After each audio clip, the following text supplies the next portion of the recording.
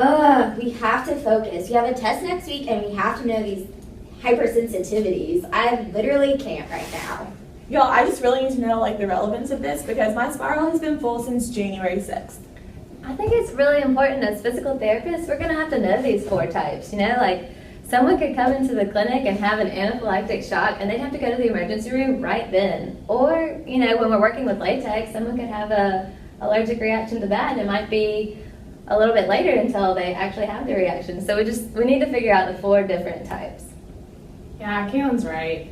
I really don't get the other ones, but I know type 1 is the one you see most often. So when people have asthma or if they have a food allergy or they break out in hives or something like that, and that's definitely something we could see in the clinic.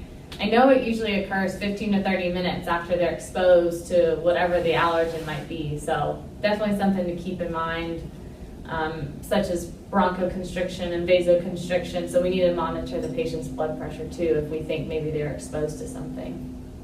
Yeah, type 2 is a little different. It's actually when your body recognizes something in itself as a foreign object. So there are 2 pretty much basic types. There's the self-antigen disorders, which is if you get a blood transfusion and you have a reaction to that.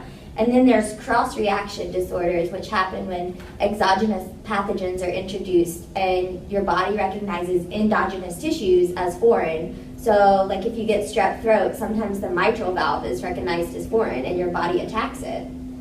That's crazy. Type 3 isn't quite that complicated, but essentially there's really big antibody and antigen complexes, and it's too big for the kidneys to filter. So those complexes ultimately end up going to your tissues and joints.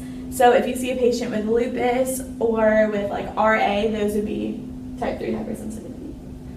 Well, I know type 4 is a little bit different than y'all's. It's cell-mediated is the big thing, so it's going to take a little while to see effects, so it's going to take about 48 to 72 hours. And you see this with like latex allergies or reactions to TB tests. I think I've got an idea to make it stick in our spiral.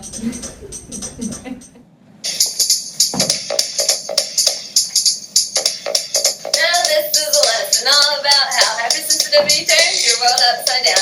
I'd like to take a second to sit right there. We'll tell you why physical therapists have got to care.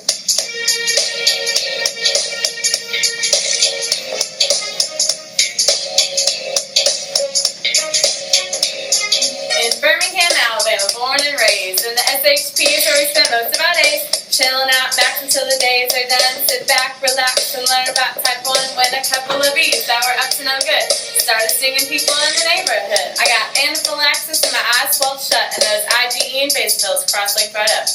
I got a blood transfusion just the other day, but a cytotoxic type 2 started coming my way. See, my blood is B, but they gave me type A. My antibodies got together and chased the A's away.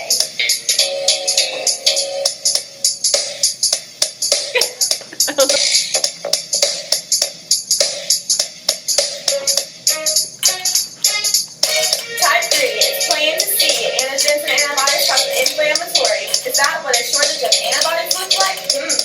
That can be alright. But wait, when the antigens make their point, they start affecting the organs and various joints. Lupus and RA, to mention a few, your immune can attack. Watch out, tissues!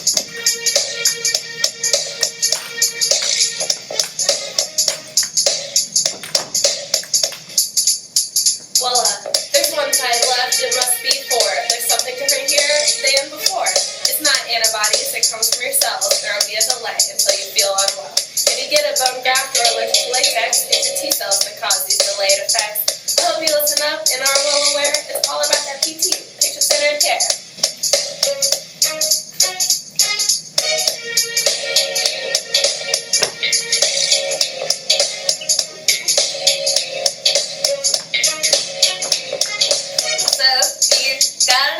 Like the back of your hand. Your patient can say these PTs are the best in the land. Looked at my clinic, I was finally there. Hypersensitivity facts have been shared.